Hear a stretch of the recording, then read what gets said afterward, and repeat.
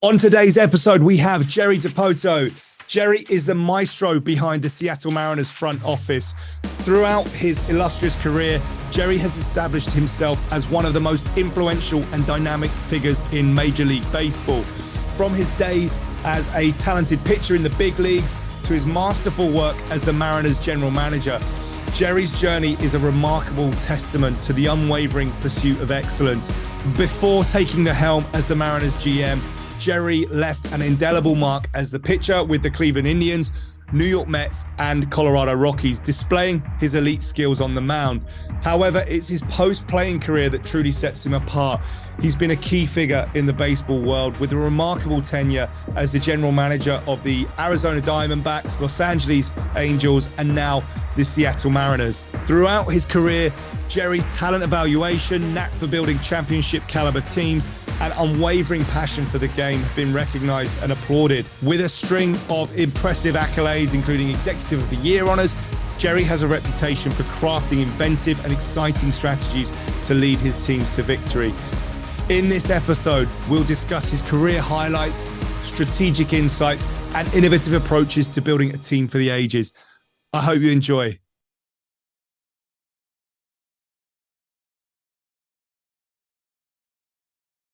Jerry Dipoto, welcome to the Accelerating Excellence podcast. Appreciate you having me, James. Cool.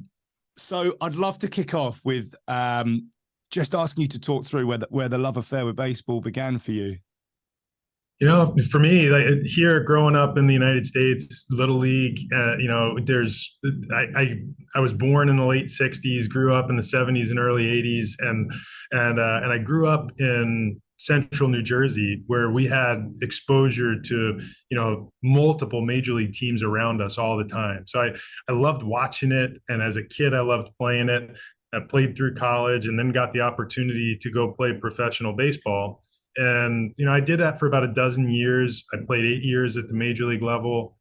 And, in 2000, the year 2000, my career ended due to injury. I suffered a broken neck and had to retire. I didn't really have an option. And immediately I went to work in the front office, then with the Colorado Rockies. And, when I went into the post-playing career, career that has developed for me, the then CFO of the Rockies, who ultimately became the president of the club, was Kelly McGregor. And Kelly, he said to me, "We're going to train you how to be a general manager." And and I thought that was a weird thing at the time, rather than just gathering experiences. But for the first 2 years of my post-playing career, I was with the Rockies working in various different departments. Instead of just working in the baseball operations department and using the expertise that I had with on-field, activities, skill acquisition, I started working for, 6 hours a day in ticketing, 6 hours a day with the marketing group, 6 hours. And at the end of each day, I'd always go back to the baseball operation. And it took me a while to figure out what we were doing, and I just rolled with it because I was enjoying getting to view all these different pieces of the puzzle. And what Kelly was doing for me at the time, he was helping me understand what each of the departments around the baseball operation needed from baseball operations in order to thrive. And that helped me in terms of developing, evolving as a leader, in understanding the team element. In our baseball operations, we've got about 180 employees, and there are about another 180 that exist in our business operation. And for us to truly become the best version of a team that we can be, integrate just like a team.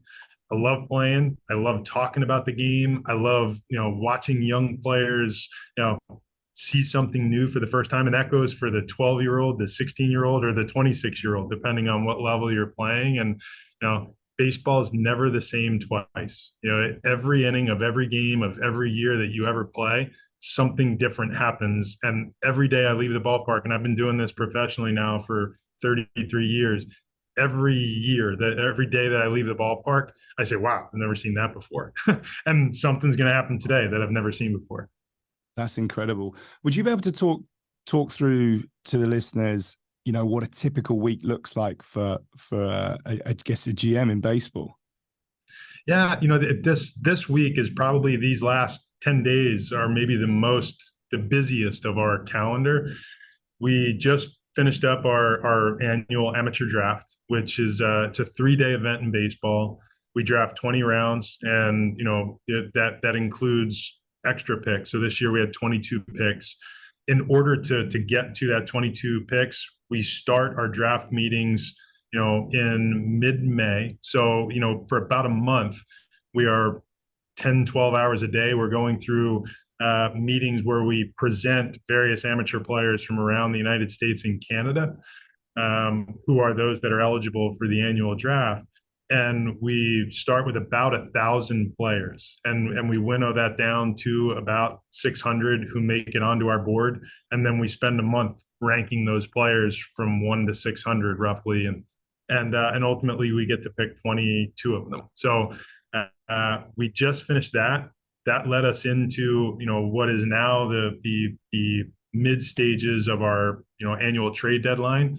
August 1st is the Major League Baseball calendar's I guess Christmas morning for new acquisitions. It's the trade deadline. We are typically a very active team in that regard. So from the time I wake up in the morning, first thing I like to do is I try to get some cognitive work in, so I'm sharp, get a workout in, and then you're on the phones, hitting the phones. There's 30 teams in the league, and we'll just check in with the other teams, try to determine what their goals are for the coming deadline. Might have 4 or 5 different calls with other club leadership over the course of a given day. Then about 2-3 o'clock in the afternoon, our on-field activity starts. So always try to get down to the field, let the players see you for a day, touch you, whatever it is, shake a hand, pat on the back. If it's going good or it's going bad, it makes people feel better. And I try to do that for about an hour in the afternoon. And then we'll go into our pregame meetings and strategy sessions for how we might deploy our pitching staff on a given day, the way we will use our personnel during the course of a game. These interactions will be with the major league manager and our coaching staff, our analysts, and typically our high performance people, so that we have a good feel for what a player has to give that day. His ability to function and where he is, in terms of gas tank full, gas tank empty type of I guess barometer. And then that takes us up to game time, which is typically around 7 p.m. We play a 3-hour game, go home at 10, and come back the next morning ready to roar at 9. Sounds easy. Yeah, it's not too bad. If you love it, it's great. Yeah, of course. It's so obvious your enthusiasm, your passion for it. And, in terms of the thing you touched on there that really struck me, which I think baseball is probably the unique and probably the leader in terms of sport, at least, is when it comes to talent identification, the statistical element, the leveraging data. I mean, how important is that in that process you described of whittling that 1,000 players down to the 22? It's critical. For decades, the scouting profession, scouting and player development it's really the lifeblood of 30 Major League Baseball organizations. Identifying, cultivating, growing, your future players, your stars, and the more often they can come from your system, the more often who that player is. They believe in you as much as you believe in them, and so often if they make their way through your systems, and your philosophies remain consistent, and the way you develop players is interactive, and now you've got believers. But what has happened with baseball over the last, we'll call it 25 years, but most especially over the last decade, is that we have, I guess, supplemented the normal, the eye test of a major league scout who goes in and, is looking for just raw tools, strength, ability to hit the ball far, throw the ball fast, run fast. That for years it was only the eyes. And now with the help of third-party information and even developing data internally based on informational feeds that we're getting anything from, StatCast, from satellite feeds to TrackMan information.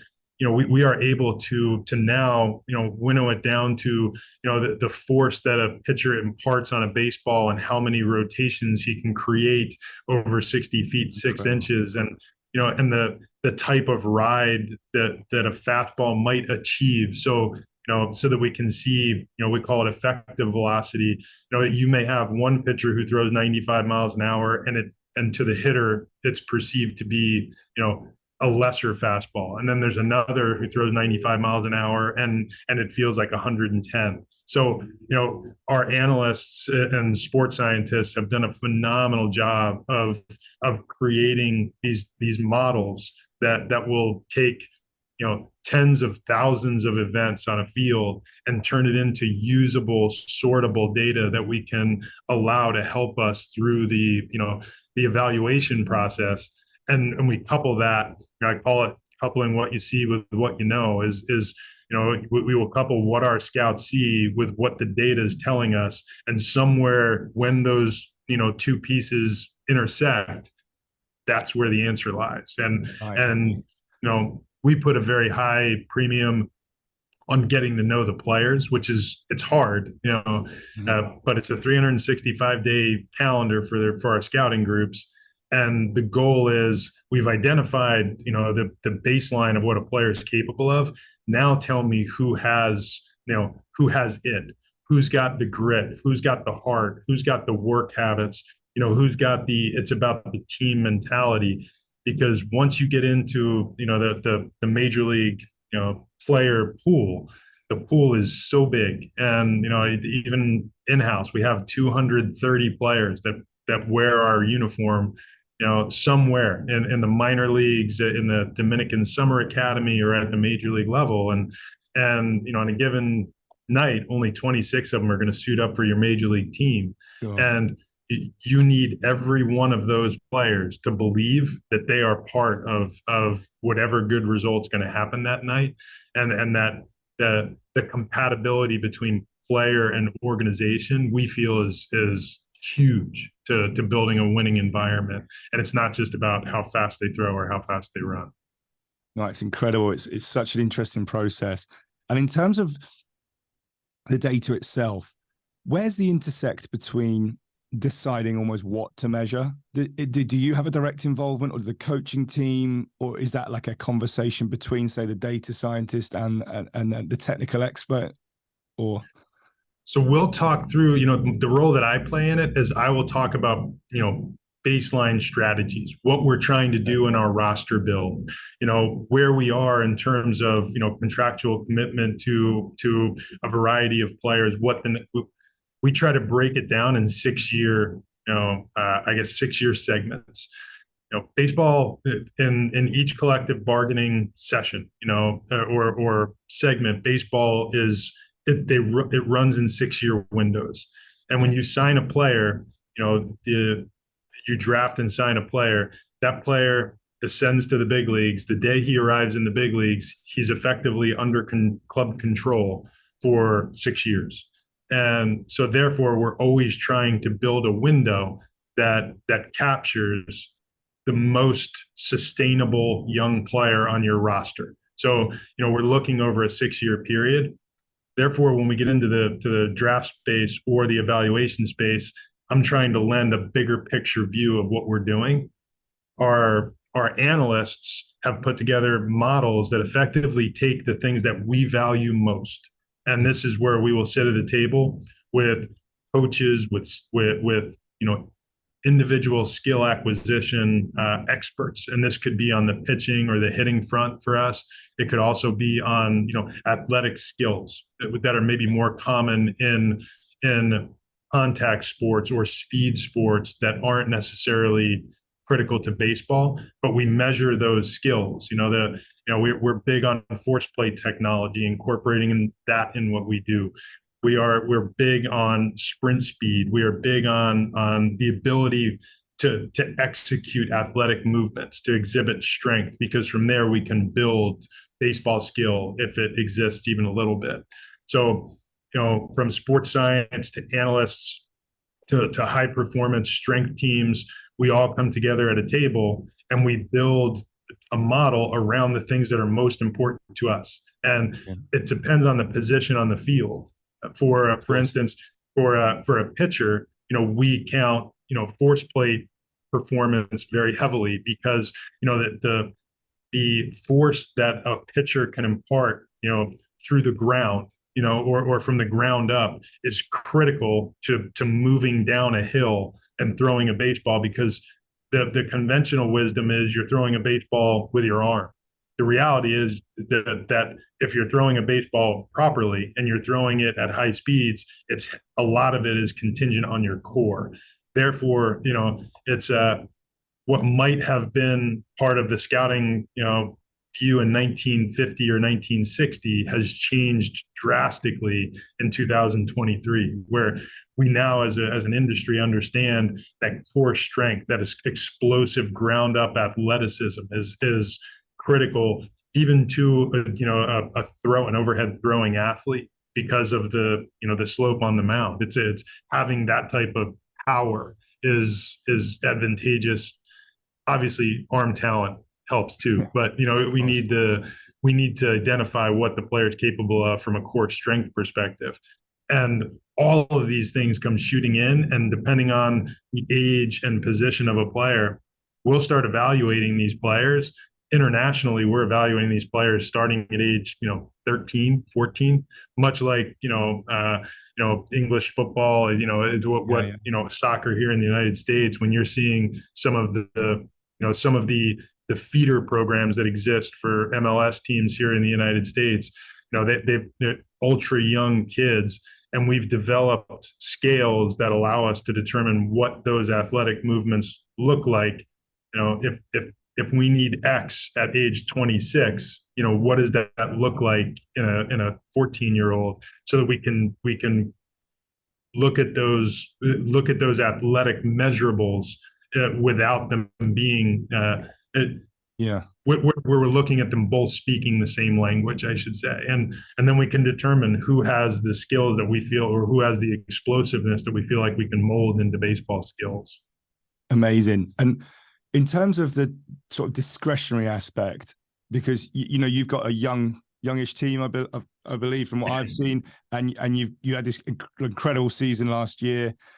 Like, what are some of the discretionary qualities from a character perspective that you think is perhaps a little bit unique to being a Mariner? I guess we talk about it when our players walk in the door. We stress it when we go through our pre-draft meetings, when we sit down with kids. Players, when we are evaluating players, we're always, grading a player out on a scale, and traditional scouting scale for 30 major league teams runs from 20 to 80, with 50 being average, 80 being elite, 20 being, we're working on it. And we tend to try to look at mental skills or development on a similar scale. And, we know not everybody that walks through the door is going to be elite in how built out they are emotionally, mentally, but some of the things, that we count heavily, some level of aptitude ranks very high for us, and just the ability to ingest information and make it a part of what you do, as you go out and attack. Obviously, work ethic, I think, across any sport job, but you're looking for someone who has a will to. I think that will create a series of questions to ask the kids where we can determine whether they love baseball. Because, as this conversation starts, unless you love it, it's going to be really hard to be elite at it. And, our game, it's 162 regular season games. It's 33 spring games. By the time you get through a calendar year, you've played 200-ish games, and that doesn't even account for practice time. So, it is a 365-day commitment. It's a lifelong passion. And if you don't love it, you're probably not going to be great at it.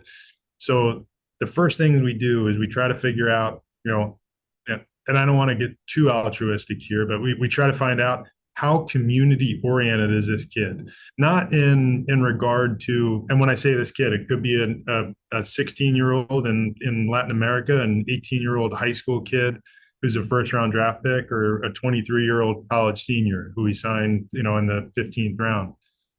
When we interview these young men, our goal is to determine how much they believe in the community, in the clubhouse, that how coachable is this player, because they're open to the feedback, they are open to interaction. If you get the super sensitive answer, if you get if it's a lot of me's and I's and not a lot of we's, we tend to generally walk the other way. And then as soon as they walk in our door in development, we have a pretty simple, motto, which is do the right thing. And from the day the kids walk in, it's an old Spike Lee reference from the 80s movie or early 90s. When the kids walk through the door, there's always a right thing, and our goal is, whether you're out in the community, you're in the clubhouse, you're on the field, our goal is that when the moment happens, you're going to know what the right thing is, and you're always going to choose good. And we narrow that down to the way they react in the batter's box or on the mound, and we focus our teaching on, we call it dominating the strike zone. We're going to dominate the zone, and that's the only thing we know we can control. We can control the pitch that we swing at. We can control whether we throw a ball or a strike. And from there, everything else in some way is left to chance. But that is the one part of the game we control, what happens in the strike zone. And if that's always our mentality, and whether you're playing in a championship game or it's an early spring game where it's more ramping up into the long season, if your mentality is, I can control this pitch. And, from there, we've narrowed it down to, we call it the 16-second funnel, where taking 16 seconds to breathe it in. And we had to narrow it down to 15 because now we have a pitch clock. So the game moves a little faster. Changes. Yeah. But we have 15 seconds between pitches now. And in that time, each of our players, when they enter our system, runs through a mental skills training for how they're going to use their 15 seconds. Brilliant. What it is they're doing. First, you've got to clear what happened, the moment before, the pitch you saw, the distraction, that occurred with the last play. Take your breath, focus your breath, and now move into, the next play or the next pitch. And, if I had to say something that makes us a little different than the teams around us, that's probably it, is that, for 8 years, that funnel has been at the root of what we teach. It's, don't let the 162 game season, don't let the result, don't let the win or the loss that night drive you. Make it about these 15 seconds, and then clear and move to the next 15 seconds. And, and that's worked well for us. I think we have a young group. They're very athletic. They're very smart. Tons of aptitude in the group, and a lot of belief in what we teach and how we teach it. And, right, wrong, or indifferent, when we find someone doesn't fit what we're trying to create, we tend to move in the direction of someone else. And, because you need believers. If you don't have believers, you won't win championships. That's brilliant. I mean, for me, I'm absolutely obsessed with talent identification, in terms of, if you don't get that right, I think everything else is infinitely harder. So it's so insightful to hear your approach to that and how seriously you take that. And I can see how you're setting people up for success there, and you've got that sort of clear process. I mean, moving from talent identification onto sort of, I guess, that talent development piece, I know you've touched on it a little bit there, but how the hell do you keep 200 plus players motivated when the reality is that, maybe 26, and I know you've probably answered that a bit in terms of what you're talking about in terms of the community and identifying people that can buy into that, but is there anything else from a management perspective that you employ to try and keep the motivation high despite it being so competitive? I mean, let alone just getting to a team like the Mariners, then once you're in, it's like, Right. Okay. A whole other battle, right, to get to the game that night. I mean, this is going to sound like a hokey answer. We tell them the truth. We tell them how hard it is. When a player is drafted, in Major League Baseball, that player has an 11% chance of making it to the major leagues. So, there are various levels of play. We have 4 full season minor league affiliates that each play a slightly more advanced version of baseball, or plays against a more advanced level of competition than the one before it. We have 2 levels of play that are more instructional, where they are playing games a little bit more irregularly, and it's a lot more focused practice time. And those are both hosted in academies, where we have facilities, one in Boca Chica in the Dominican Republic, another in Peoria, Arizona, and they just operate year round. And our players are constantly in skills acquisition mode. And the competition it's a little more unrefined, and you're trying to, at those levels, develop. It's like learning a language. We're learning the baseline before we go into working a podcast. So I think that's where it starts for us in some ways in the development chain. And then as they go through the various stages, we can, obviously a AAA player, which is the highest end of our minor league system, has a much higher percentage chance of playing in the major leagues than does an A-ball player. And along the way, we show them the facts. We tell them why it's so hard. And our general thought is, if we tell them the truth, if we lay out a roadmap for how they're going to get there, the guys who are willing to dive into it, if you don't have the heart to do it, if you don't have if you don't love the process, you're never going to get there. And so we asked them at the very beginning, accept the fact that you've got roughly a 1 in 10 shot of becoming a big leaguer, fall in love with the process. And if you do these things, we will help you maximize whatever your upside potential is. Be the best version of you. And I think any good developmental model, whether it's in sports or any other form of business, any employee, any teammate, any player that comes across your board, the best you can do for them is promise them that you're going to do what you can do, what you can control, to help them become the best version of them. And I feel mostly confident that over the 8 years we've all been here together, most of our players would say that however good they could have been, we helped them be, what that was. And I'm proud of our system for doing that. I'm sure there have been some that we've let down, but for the most part, I think we've done a very good job of following through on maximizing a player's physical gifts, marrying them with a more refined, mental approach, and trying to find the players who have the play a game that you play every day. And it's a hard season when you're playing 21 straight days without a day off. It's a hard season when you are 35 years old and your body doesn't want to move the way it did when it's 25. But what we can do in development is we can teach you coping skills. We can teach you weight room skills. We can teach you nutritional, understanding, to make it more likely that you'll succeed when that moment comes, if you fall in love with the process. So, we make our development all about process and less about result. And, we'll celebrate results, but by and large, we focus on the process. And when our players fall in love with the process, we celebrate that player and make it a little bit more as of an elaborate show, because you want the rest, whether they're 16 years old in the Dominican Republic or 21 years old in Peoria, Arizona, you want them to feel the love when they achieve process orientation, because that's how they're getting through the next stages. And we could talk for hours about the acquisition of small baseball skills. It's such a motor skill game, but the more important thing is the mindset of process over result. And if that is the only thing we give our players, the talent will oftentimes take care of itself, especially if that's your mindset.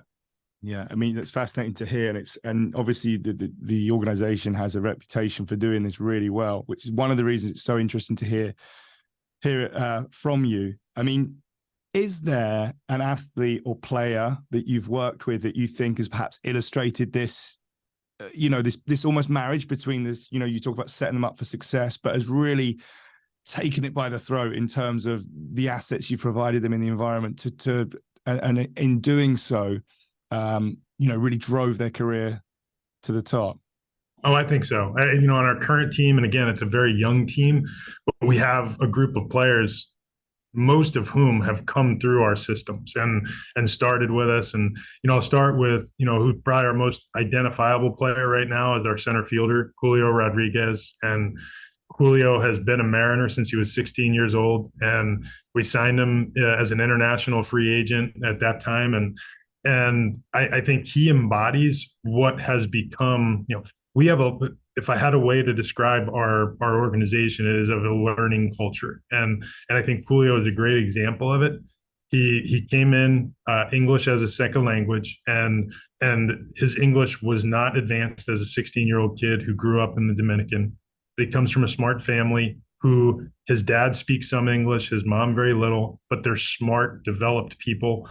And he came in with a desire to achieve. And, it was very clear when we got to know him as an amateur player, he wanted to be great at this. And he understood what that meant, the work that was going to come with it. And the day he signed, he said, "What do I have to do to get from," and it was in the Dominican Republic and Boca Chica, where typically we'll have kids play there for maybe 2.5 years before they transition to the United States and start their upward journey.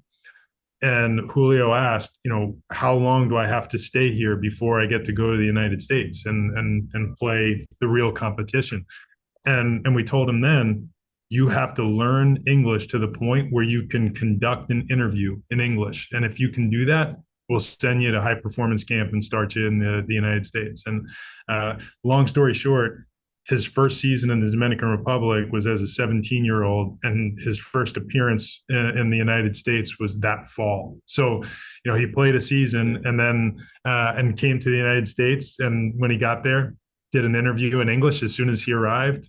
And he became, kind of almost like a poster child for what we were trying to achieve in our organization. He's an incredibly smart young guy. He's still just 22 years old. He's coming off of the season where he was the Rookie of the Year, finished in the top 10 in the MVP at 21 years old. Incredibly talented, but along the way, the skills acquisitions, he changed himself as a player by buying into, what we would call a holistic developmental plan. He changed his body type. He actually, increased his running speed on the 20 to 80 scale from what we would have called a 55 the day he signed to presently is one of the half dozen fastest runners in the big leagues, which is wow. A pretty amazing transition, because by our experiences, the least likely of the athletic skills to increase exponentially would be run. You typically don't get faster as you get older. Sure. And he did. And, it's a tribute to him. He worked privately with a sprint coach, an Olympic sprint coach to refine his form. And he just bought into the idea of being excellent. He wanted to be an elite level player, and he committed to it. And, along the way, each one of our players, and Julio is an example of this, when they start every season and when they finish every season, they're doing it with a player plan in tow. So each one of them we call it our BVYs, the best version of you. And, we give each player his own BVY, and it includes baseball skills, how we're going to refine in a given area. It in some cases, it captures off-field, I guess, goals, what you're trying to do in the community, what you're trying to do in Julio's case, and I guess in learning the English language. For other players, it may be more data driven, and for some players, it may be more physical change. And our staffs from our high performance to our on-field coaches collaborate with the player in tow, and whether that player is 17-year-old Julio Rodriguez or 31-year-old Robbie Ray, who came in as a free agent, each one of them gets in the driver's seat of their own career, and the rest of us pile in the car and develop this plan for how they're going to get where they go. And when you make that kind of commitment and share that kind of time with a player, some of the reactions that we have had have been remarkable. And Julio's a great example of it. He is now as big an advocate for our programs as any player who's ever come through. He believes in us the same way we believe in him. And last year, when we approached him about what wound up becoming, maybe the biggest contract in the history of Major League Baseball, it was such a unique contract that married a player who believes in the group around him, the way we do it, and the people who do it. And he watched from age 16 to now age 22 as everything that we committed to doing with him and everything he committed in giving back, has resulted in his ascent to stardom pretty quickly. And I think just in looking back at the process, it hit every single thing that we wanted to do with Julio, and everything that he wanted to create for himself intersected at such an early age. And he has expressed his appreciation for that process and shared it with the players around him, which makes our community even stronger. And it's really a great story if you dig into it. And I can go on for hours about other players in our system. We have a group of pitchers. We have one of the best pitching staffs in Major League Baseball. We have 4 starting pitchers who are age 26 or younger, which makes us the only team in the league with that, that young a staff, and they're all really good. And we have such a data-oriented pitching program, and we are very strategic in what we do in terms of shaping pitches, using our arsenal in a different way than maybe many teams do.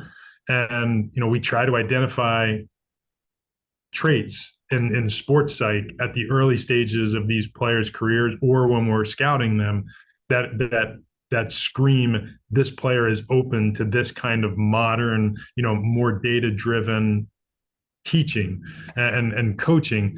And then we take the evidence, we present it to the player, and we have a group of pitchers who, they eat it for lunch. And these guys have been phenomenal. Again, performance-wise, they've been among the best in the league for a couple of years now.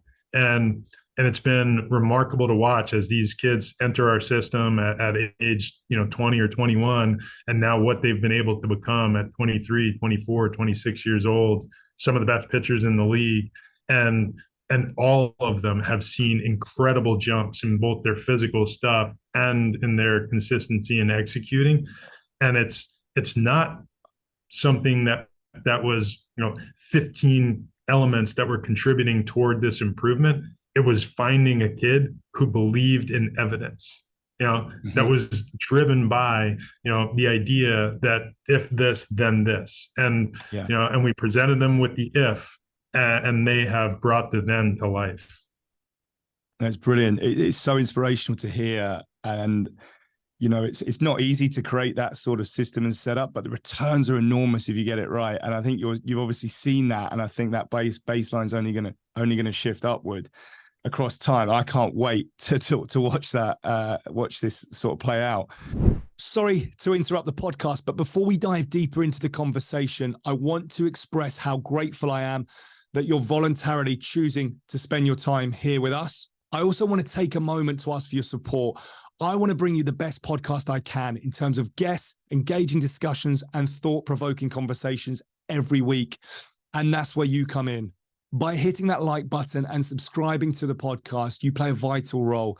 Simply put, when you hit that like button or subscribe, you enable the podcast to reach a much wider audience.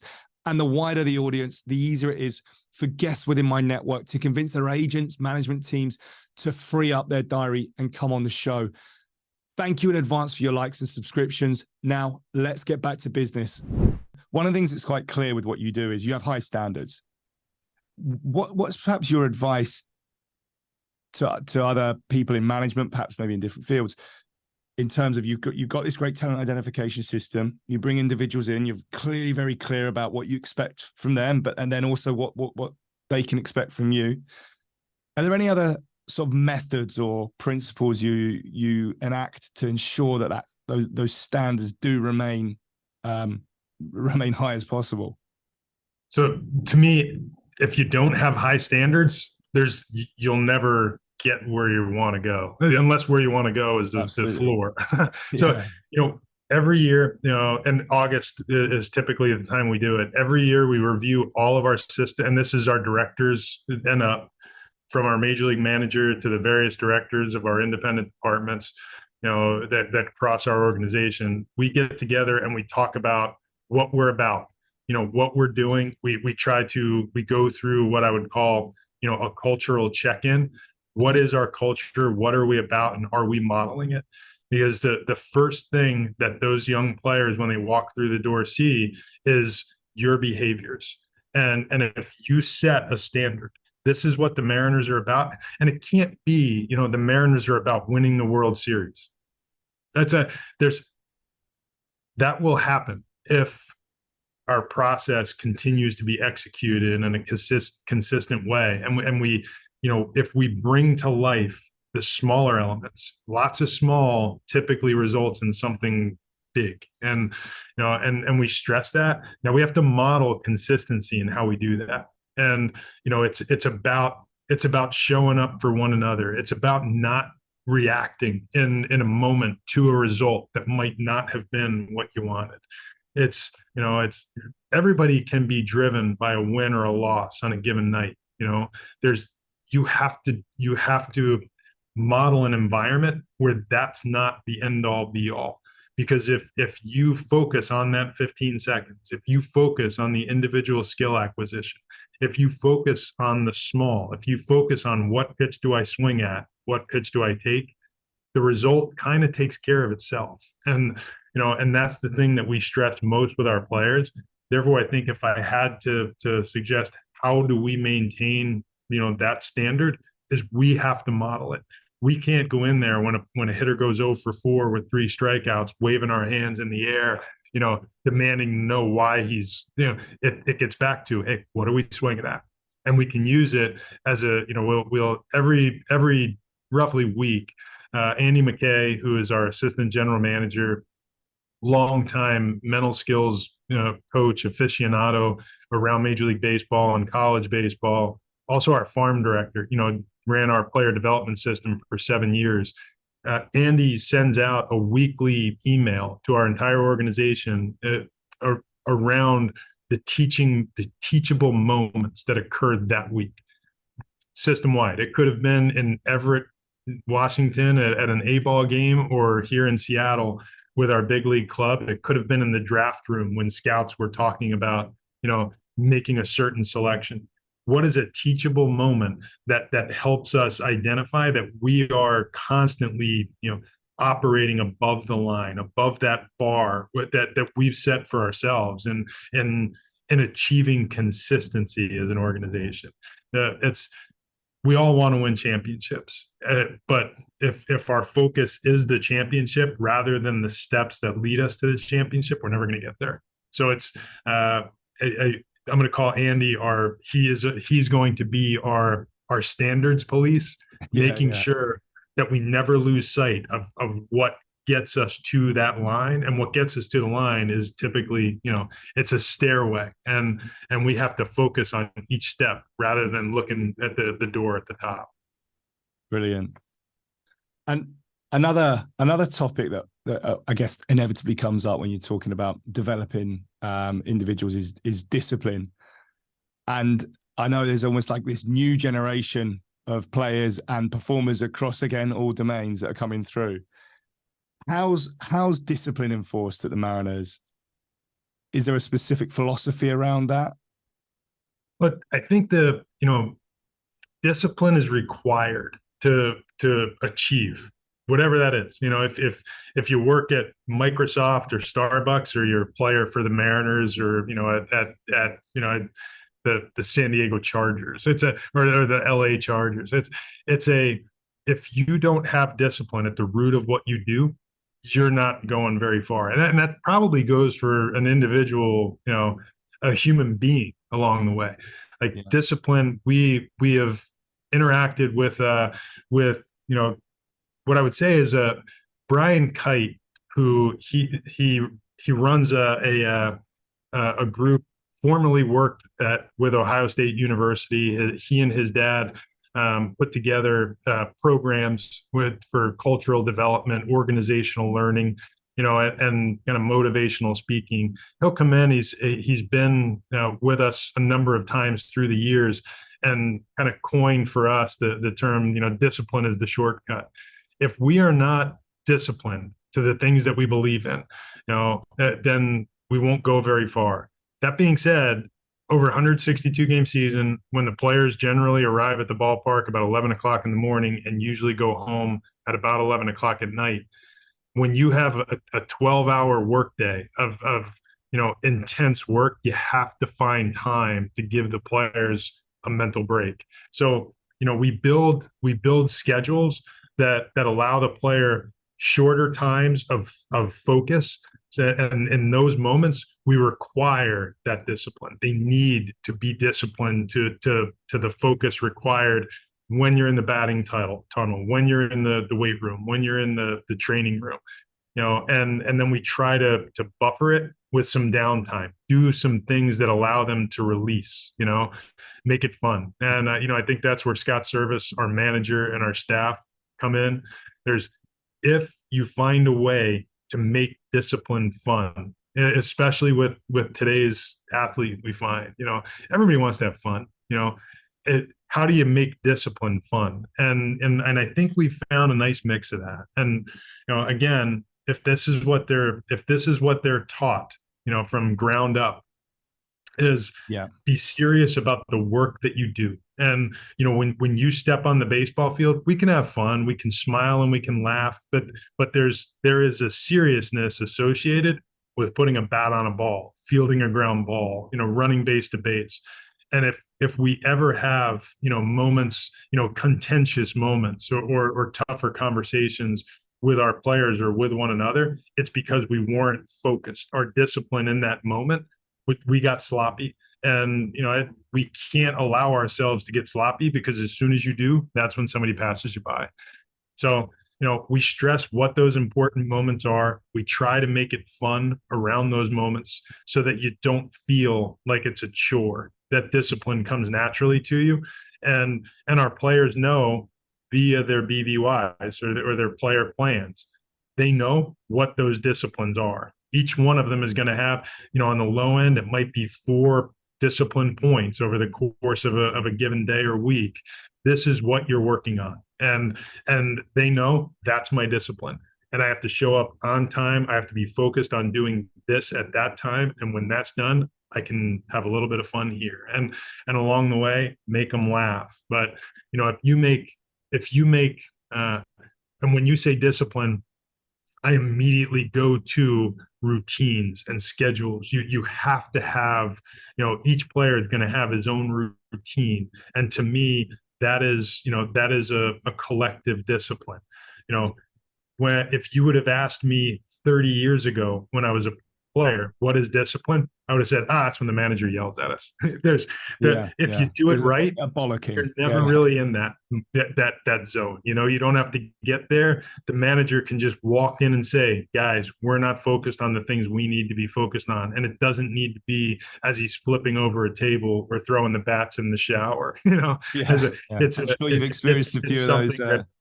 It's a professional conversation rather than a reprimand.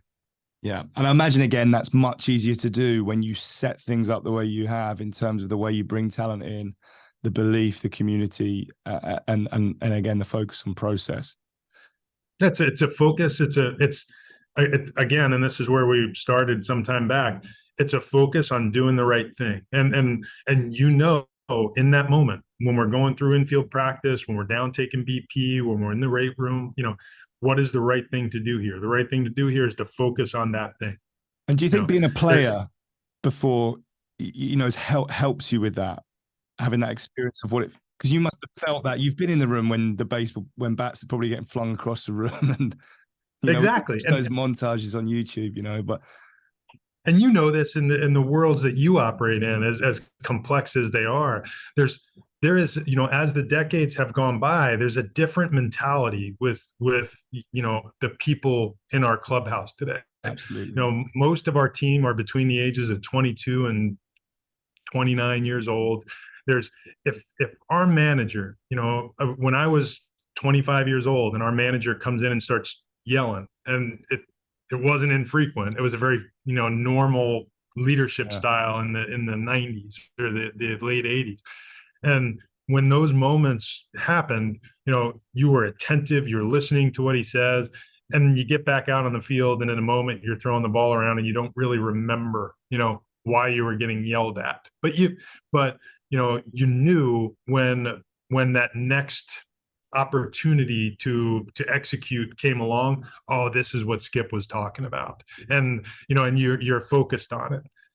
If you go in and do that today, they just turn you off. The attention is it's in a different place, and you go in and you try to use the practices of 30 years ago, the yellers mentality. No, but if I work for Microsoft or Starbucks, and my direct report, my boss comes in and starts screaming at me because I poured 2 shots instead of 1, and at the barista bar, how am I going to function? Probably not very well. And I don't think many athletes do. Although you're going to come across an athlete, who does respond very well to challenges like that. And if as a coach, if as a leader, you have something like that in your cachet for that unique person or player, then you can pull it out. But you got to know who you can pull it out for.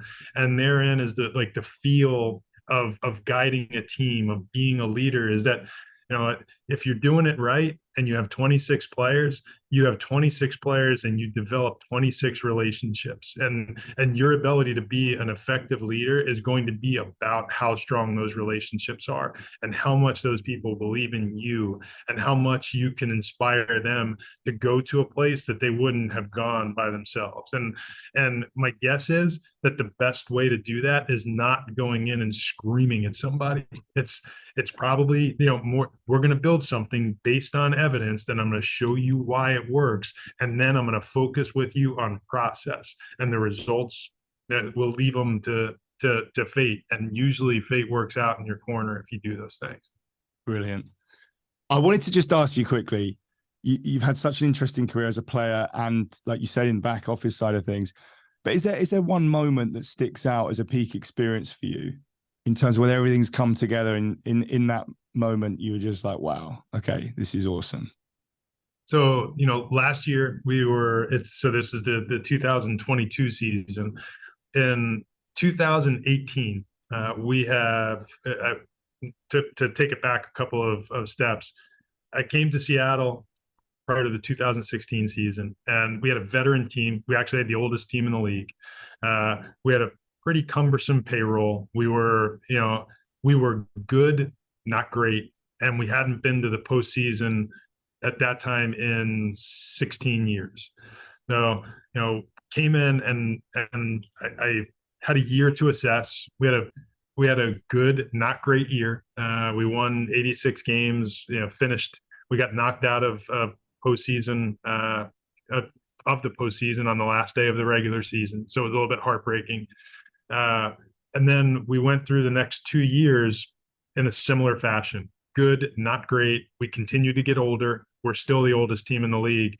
And then following the 2018 season, we started breaking our roster down and moving toward younger players, primarily because we had now 3 years to start drafting and developing, to build the foundation for the types of programs that we've discussed to this point in the program. And now we wanted to start building a foundation to sustain a winning culture. And to do that, you have to have skill. You can't just roll out there with older players who are maybe on the back nine, and you need some guys that are ready to tee off on the front. And I think the way our system came through was encouraging. We went through what we called a step back in 2019. We did not have a good results season, but we really grew internally. And then coming out of the COVID truncated season in 2020, we started seeing the fruits of that labor, of all the talent that we had acquired, of the young players who were starting to grow. And we brought in, a handful of veteran players who had awesome leadership abilities, and really did a wonderful job of starting to create a culture of togetherness in our clubhouse. And that ultimately resulted in back-to-back 90-win seasons that led us to last season in September of 2022. We had a walk-off pinch hit home run to send us to the postseason for the first time in 20 years, by a player who we drafted in the third round of the draft, who grew through our system, who is among the emerging leaders in our clubhouse. And for that moment to happen, it was 20 years of a frustrated fan base that got to erupt and enjoy a day. It was validation for an organization that laid out a game plan for how we were going to get there, and then it actually happened.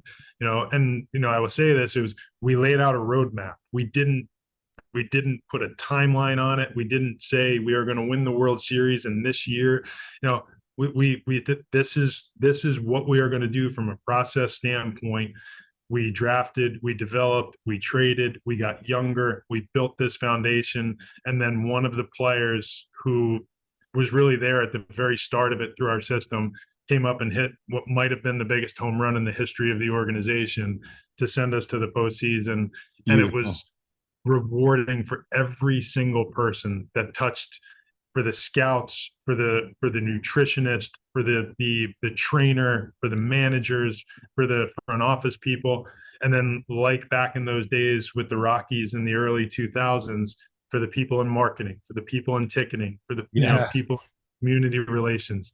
They all got to take part in it. And that, to me, was my best day in baseball. Amazing. And I heard the Seattle went a bit wild for that as well. I heard the fans. Oh man, it was crazy. Yeah. Citywide, it was unbelievable. You couldn't, suffice to say, I didn't have to pay for much, if I walked into a restaurant or a bar for a couple of months thereafter. Enjoy that while it lasts. I'm sure there'll be plenty more of that to come. I wanted to throw you a few sort of closing questions, and just general ones, really. Greatest athlete of all time. Wow, greatest athlete of all time. If you ask me who, I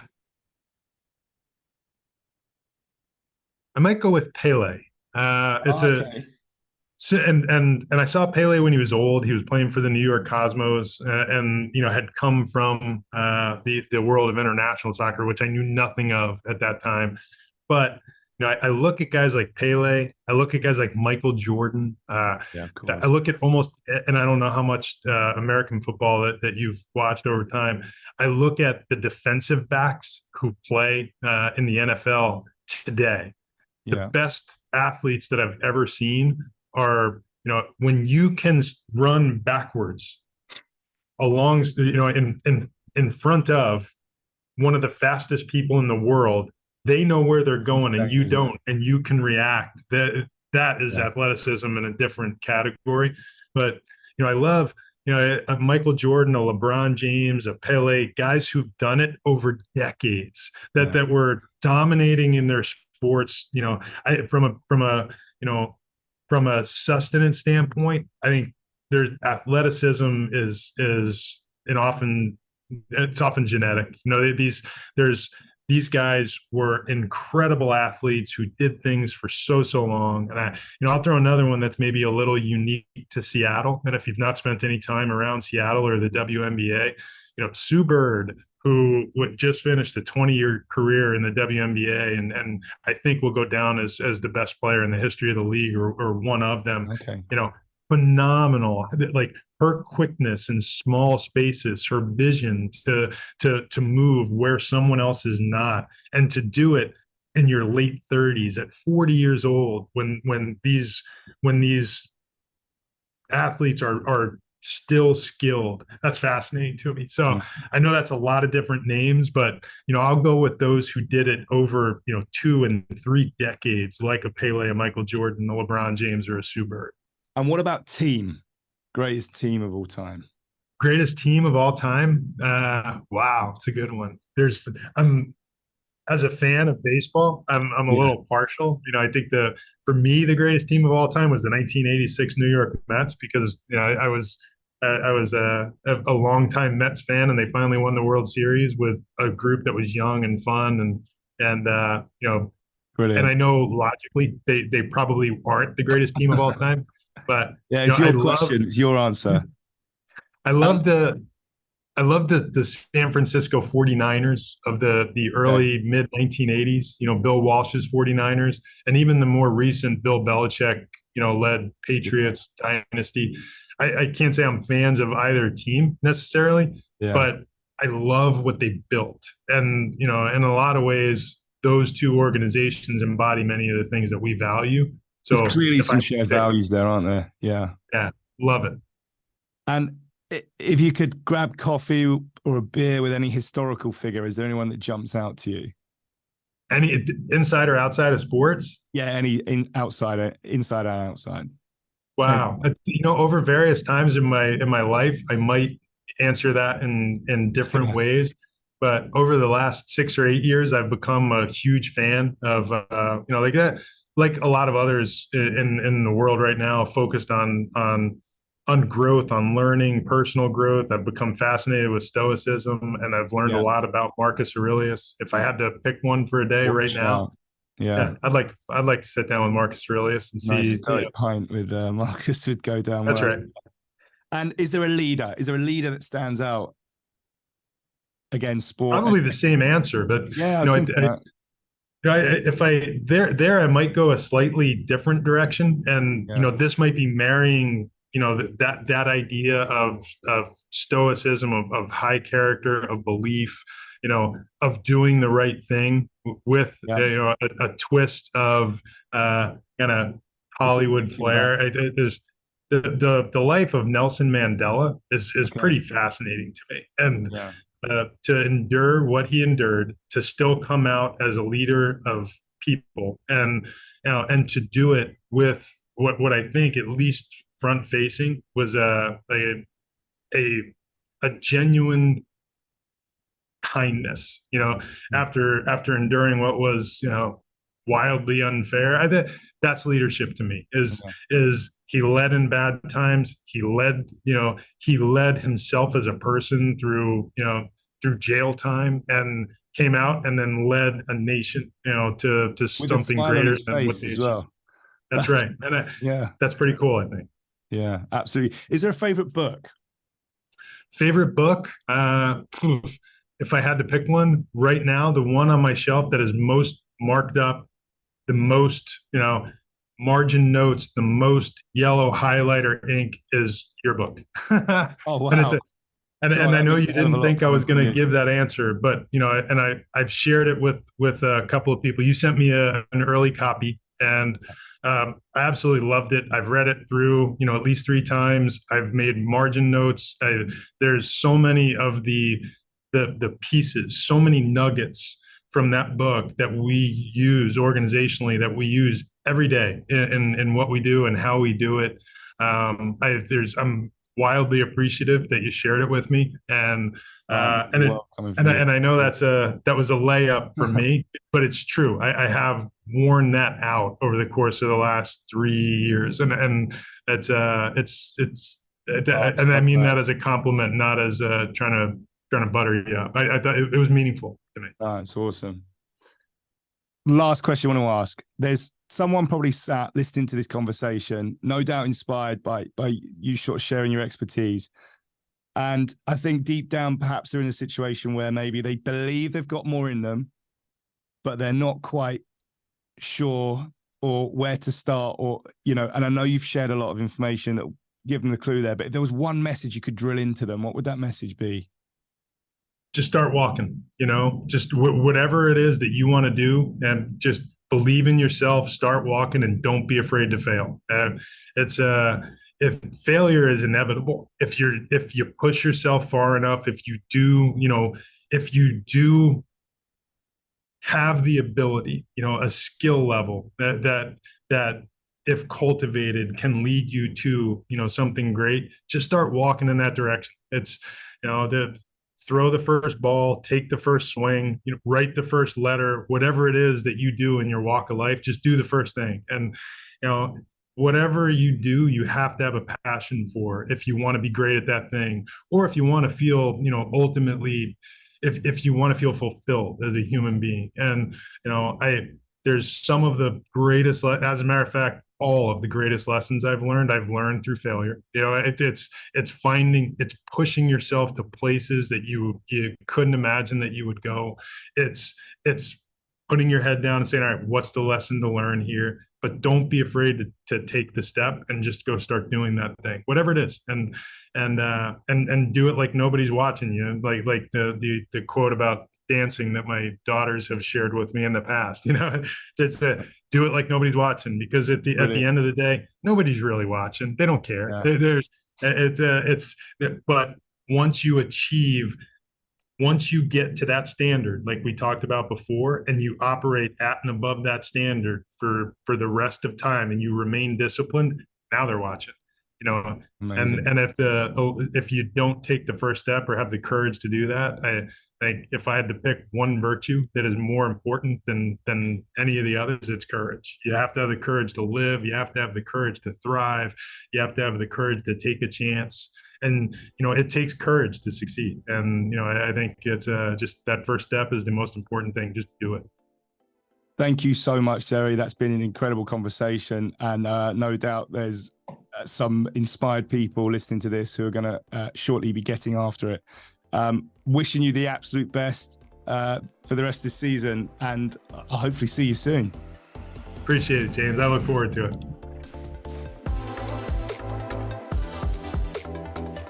Thank you for choosing to spend your time with us today. I love this topic of human performance and excellence, and I've been engaged in it neurotically for the last 20 years. It's a sincere privilege to have the opportunity to share my knowledge, network, and learnings with you. Now, go and put the principles to work. Make sure you let us know what resonates. Reach out with questions, blind spots. We've got you covered. Remember, excellence is just a series of days repeated over and over again. Now go and win your day. In 2021, I published my first book, Accelerating Excellence. If you're finding the conversations and information on this podcast useful, you might want a physical reference point, and to gain even deeper awareness of the concepts discussed. The book's actually more of an operation manual containing more detail with a step-by-step guide on how to implement all this stuff so you can get maximum benefit, which was one of my main motivations in writing it. Yes, I want the podcast and the book to be inspiring and entertaining, but it was non-negotiable for me to make sure that the listener or reader is provided with a structure and direction in terms of actually putting this stuff to work. The book's called Accelerating Excellence. It's a #1 international bestseller. And if you're moving from more than just interest towards implementation, I think you'll really enjoy it. Like everything I do, the book is evidence-based, but practice-led, drawing on my experience working with some of the world's most elite, exclusive, high-performing teams and individuals. It's filled with highly actionable strategies you can apply today to become better tomorrow. If this sounds like something from you, see the link in description where you can download 6 chapters of the book for free in either audio or digital format. It's also available to purchase on Amazon, Barnes & Noble, and at your local bookstore. I hope you enjoy. By now, we all know the importance of a winning mindset. We're bombarded with elite performers telling us that mindset's what separates the best from the rest.